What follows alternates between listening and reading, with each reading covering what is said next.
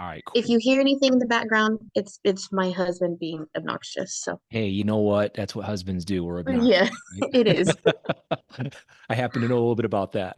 Yeah. So, first off, what I want to say is I can't thank you enough for reaching out to us. Yeah. Ryan and I had a chance to meet with Leo and record, his experiences so long ago, almost 20 years ago, and yet I can Yeah. remember it like it was yesterday. I can remember going to Port Lavaca. You may have heard this from the podcast, but as you can tell, I have no hair. I'm follically challenged. I'll never forget this, Sarah. I knock on the door. Ryan standing behind me. He opens the door. He leans in. He goes, "Do you got cancer?" That was literally the first thing he said to me. Not, "Hey, how you doing?"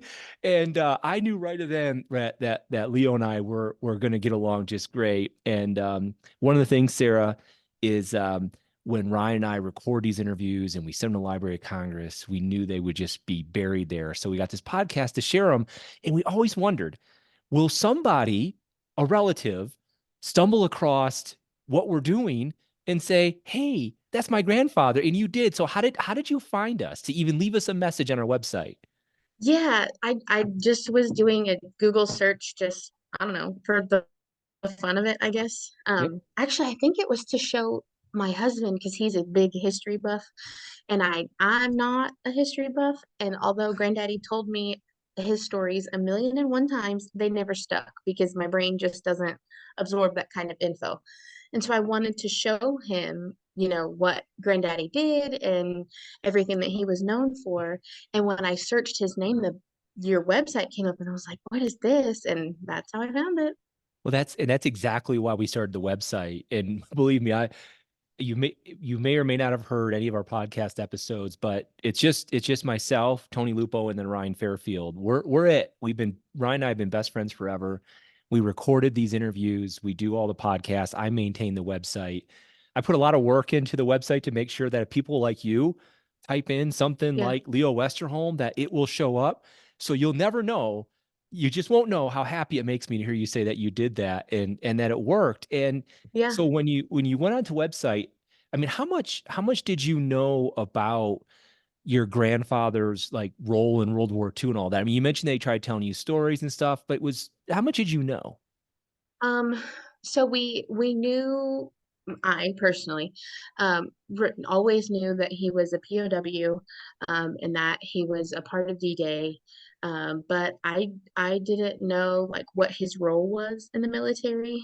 Um, I didn't know anything about any of his basic training. So I learned, I've only had time to watch the first episode, Mhm.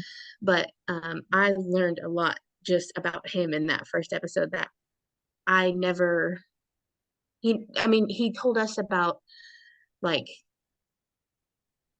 see, and I can't even remember specific stories that he told us, but he just told us like general information versus with you guys, he went into really good depth.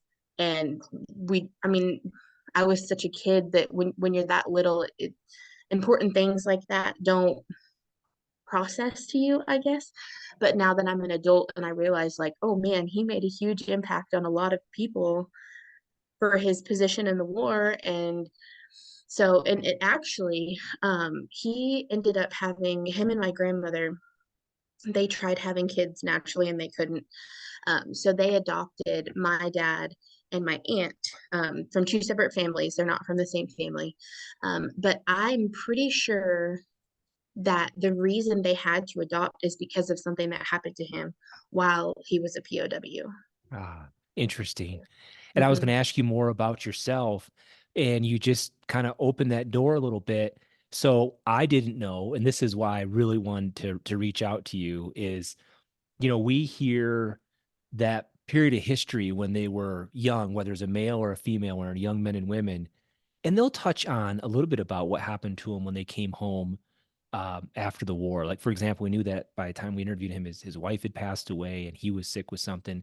But I didn't know that. So Leo, and what was Leo's wife's name again? I forget. Your grandma's name. June, Dorothy June. June. Dorothy June. Okay, Yeah, so but he called her Junebug, and I mean, he called her every name but her name. that sounds like Leo. Yeah. So, um, so Leo and Dorothy June, they adopted two kids, and Mhm. you are his granddaughter. So Yes. your father was one of those kids that he adopted, correct? Mhm. Mhm. So could you tell me a little bit, what do you remember about your grandpa, like going to visit him, and what kind of Oh grandfather and gosh. grandmother were they? He they were the most amazing grandparents. They are what I want my children's grandparents to be like. Like they made our parents or my so I have two brothers. Our parents split when we were younger. And so we did Easter and Thanksgiving with that side of the family. And Easter was always spent at grandmama and granddaddy's house, Hmm. and they made it so magical for us. Like granddaddy would take us outside and have us make an Easter's nest, like a Easter bunny nest in the grass with he would dig a little hole and we would put that like fake grass stuff and put some eggs out there and carrots and all kinds of stuff. And then they would set up I believe you went to the house in Port Lavaca, there our childhood home. Oh, And so they would set up the Easter baskets on that table that you guys sat at, and we would have like a trail of candy from our bedroom leading to the Easter baskets for us to find that next morning. Like it was, they were so magical, and he loved playing with us. And he wasn't, I mean, he had the nicest garden and lawn you would ever see. It was top of the line. That man was always out there gardening. That was like, oh, that was his passion. And so we spent a lot of time outside with him. And I don't know if the horse tire swing was still in the front when you guys visited, but we spent a lot of time on that tire swing in the front. And then in the back, they had like a storage kind of work shed thing, and they had a fridge out there. And you know those little mouthwash cups, those little Dixie paper cups? yep. His thing was to take us out there and open up a Coke bottle, the glass Coke bottle, always had to be glass, and he'd pour us each a little bit in one of the cups, and then he'd tip it back and he'd go every time. It never failed. So anytime I hear somebody do that, I think of Granddaddy. Like Oh, it was just so refreshing to him. Gosh, he was so, so fun. And he was really involved with like the local VFW there in Port Lavaca. And then he did something, I don't remember exactly what it was. I know it had to do with being a veteran. But once a year, I believe, they would travel to Corpus, which is 2 hours south, I think, of Port Lavaca. And they would get hotels. There was a convention there, and he always had to go speak. And they would get this really nice hotel at the Omni, and they would take all of the grandkids, and we would go huddle up in this hotel room and get to play and splurge on all the amenities. And I'm pretty sure they were the only ones that brought their grandkids, but they didn't care. They brought us all along, and we went and had so much fun. That was a trip that we looked forward to every single year. And man. so, I mean, they were fun grandparents. I'm I talk about them all the time because they were just so amazing. And granddaddy, like I've never met a soul that didn't like granddaddy because he was just so friendly and outgoing and funny, and he just loved to talk. That man, if you can ask my sister-in-law, like she only knew him for a couple of years, but she could sit there and just listen to him talk for hours and hours. And grandmommy would be in the back, Leo, leave her alone. She doesn't want to hear that. And Roxanne's like, no, please let him talk to me. Like, I Yep. love it. Yep. That's, Yep. I mean, anybody that knew granddaddy, they would just let him talk all of his nonsense, and you never knew what was true or what was made up, or, like you just let him talk. Oh, my recollection of him is spot on with what you're saying. I mean, Mhm. some veterans have a hard time just describing some of their experiences. Some of them don't want to talk about it. Some of them do. They just have a hard time articulating it. But your grandfather didn't have that issue at all. We went out there twice. We spent a couple hours interviewing him, and he still had more to say. And we were living, Ryan and I, he and his wife, and me and my family were living in Houston at the time. We drove down to Port Lavaca, I think a few weekends later. We went out to, I think, have lunch with him somewhere, one of his favorite places. I can't remember where now. Probably the wagon train, if I had to guess. My gosh, that sounds so familiar. Is this, please tell me that that's still there. No, I think it caught on fire. Oh my gosh. Okay. Because I go to Houston quite a bit, and Ryan and I were thinking Hmm. about, kind of doing a road trip and checking out that area again. It was really, really memorable. And Hmm. the other thing I liked about Leo is he was so direct. He would just say things. It's like he didn't Hmm. have a filter, but No, he wasn't mean about it. He no, wasn't there was no malicious. malicious intent. He was just speaking. Yes. I thought I found that remarkably refreshing. Like I said, when he opened the door, the first thing he wondered is if I had cancer. And I'm like, no, I just don't have any hair. And what little I have, I shaved it off. So at any Yeah. rate, it's good to meet you. I'm Tony. But he was such a cool dude. Did does it help you or your family to know that there's some place out there now that you guys can listen to him tell these stories again? Yes. When I actually found your website, I sent it to my cousin and then immediately sent it to my aunt. My father passed away in '07, so Mm. he's not with us anymore, but my aunt is still here. And so I immediately shared it with her and my cousin and my sister-in-law, so she could share it with my brothers. And my aunt, I mean, went straight to Facebook and shared it with her friends because a lot of her friends were people that knew grandmommy and granddaddy and knew the kind of person that granddaddy was. And so all the comments that I saw on my Aunt Sheila's post, they were like, we cannot wait to listen to this. Like, it's going to be so good to get to see and hear Leo's voice again. And so, I mean, you guys having the videos up has made a world of a difference. I know because I mean, he is such a person to be missed. Like, he is dearly, dearly missed. That And really, oh, go ahead. I'm sorry, Sarah. that's okay. His last little bit of time we had with him left on earth, he was not himself. His health declined pretty quick. Um, and so, the last memories that we had of him, they weren't of granddaddy. They were of a person that was a fragment of granddaddy. So it's I mean, I think you have video and audio, and I'm pretty sure there's a separate audio where you guys asked him how he was doing, and he said, "Oh, flip, flat, and dally," or something like Yeah. that. Yep. And I showed that to Justin, and I said, "If you ever wonder what Granddaddy was like, this is a serious interview that he's doing, and that is his answer. Like, that's Granddaddy right there. I Doesn't matter. He could be speaking to the president, and he would come up with some silly old saying like that. he he had That he was had Granddaddy. charisma. He was a Yeah. charismatic guy, and he was smart, and he had great wit. Hmm. Um, a quick story that I'll share with you. We put on our podcast, but it's some episodes into it. We brought him to the Wings Over Houston autograph tent for Hmm. veterans. I think around 2004-ish, I'd say. And it was very well attended. It's a huge air show there. And I mean, these autograph tents had these really these well-known veterans like the Tuskegee Airmen, for example, right? People like Hmm. that.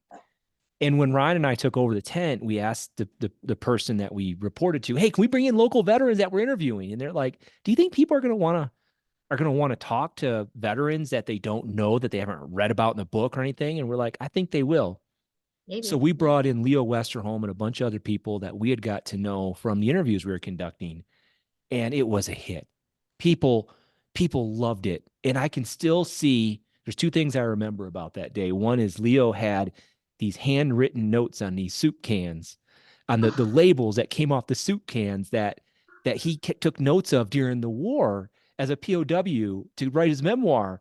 And people were flocking around him and he was talking to everyone. And the other thing I remember, I don't know who was there with him. I don't know if it was your aunt or someone else, but he took off. He didn't, he went to do something and didn't tell us or his aunt that he was going somewhere. Next thing we know, Leo's gone. And whoever was there with him was losing their mind. It's like, where is Leo? We can't find him. And about a half hour later, he just comes trundling back like nothing happened, had a hot dog in his hand. He was just milling around. Yeah. He was just, He was very much in his own world. He wasn't in a rush. He just kind of took his time and did what he wanted. I mean, but he never meant any harm. So I don't know. For me, it was hard to understand why Grandmommy was always angry with him. But as an adult now, I understand because it's frustrating. But I mean, back then, I'm like, just let him do his thing, you know? yeah, yeah. Well, and tell us a little bit about yourself, Sarah. So where are you right now, and what are you doing? And I know you got some I kids. Yeah, my husband and my son and I actually just moved to Georgia.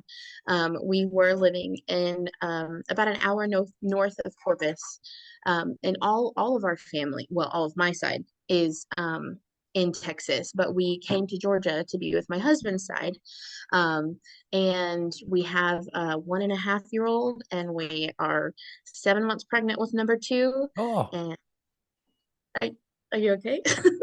And so we're just living life. But I mean, yeah, it's it's different. It's hard being away from family. But I wanted our children to get to know their father's side of the family as well, and we love it out here. The weather is beautiful, the trees are beautiful. I mean, where we lived in Texas, it's shrub country, and we like to be outside. And my son Rustin is he would live outside if he could. So when we were in Texas and it was 115 degrees for 3 months straight, like you yeah, you can't do anything outside in that. right. So yeah, we just came over here and we're loving it so far. That's great. And you said your son's name is Reston. Resting, yeah. That's a cool name. I see you had a little Thank doggy in the you. window. There I saw. was, yeah, we have two. We have a Great Dane and then a mutt.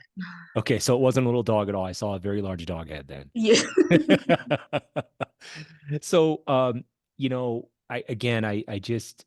just wanted to reach out to you to just thank you for connecting. You'll, for as much as you said you appreciate being able to access these memories of your grandfather, I think that Ryan and I appreciate just as much knowing that we're not just speaking into a dark void of emptiness, that No. there's people that could connect with some of these individuals that we interviewed a long time ago and we've lost. And I'll add something else, Sarah. In the same week that you reached out to us, another individual named Chris Kramer reached out to us about 3 or 4 days after you sent your message to us. His his daughter was doing research on World War II for her grandfather, Alan Kramer, who we featured on our podcast as well. So Interviewed cool. him in Houston around the same time we interviewed your grandfather, and she had the same thing. She found our website. She found Alan Kramer's thing. It's part of her report now. I would say that week when the two of you reached out to us were the best weeks we've had in the 3 years we've done Oh, this podcast. I mean that. oh. It, That's awesome. yeah. Well, I will be happy to let you know that my sister-in-law actually homeschools my niece and nephew, and I am fairly certain that she's planning on creating a lesson around your guys' podcast with Granddaddy in it. So, Oh, that is I mean, I'm awesome. sure she'll feature some other veterans, but I know that when I sent her that link, her goal was to create a lesson around the whole situation. So you guys are definitely making an impact, and we're all so thankful that we have that those videos of Granddaddy. It melts my heart to be able to just sit here and watch and see his character and just have memories come flooding back. It, you don't realize how much you remember until you're either talking about it or you're watching something, and then all of a sudden you're like, hey, I remember this, I remember this. So watching the podcast helped bring back so many forgotten memories. So I greatly thank you for that. Wow, and I appreciate you taking the time to meet with us, Sarah. This is fantastic. Is there any other things that you want to add about Leo or any other memories you may have? Um, growing up with your grandparents that we haven't talked about before we sign off? Nothing specific. I mean, just other than he was a great person. They were both great people. They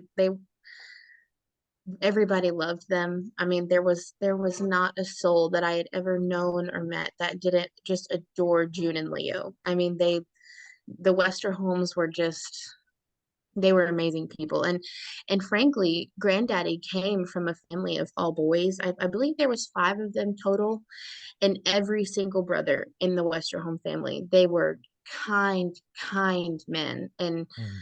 just so caring and sweet and funny and friendly. And so Granddaddy wasn't alone in being in his demeanor. I mean, he shared it with his brothers, and they were all amazing great uncles. So the Westerholm family is definitely something that I'm proud to be from. That's awesome. Yeah. Well, I'm going to go ahead and stop the recording, Sarah, but please stay on the Zoom meeting if you could for just a minute, okay? Yeah. All right. Hold on one second. I'm going to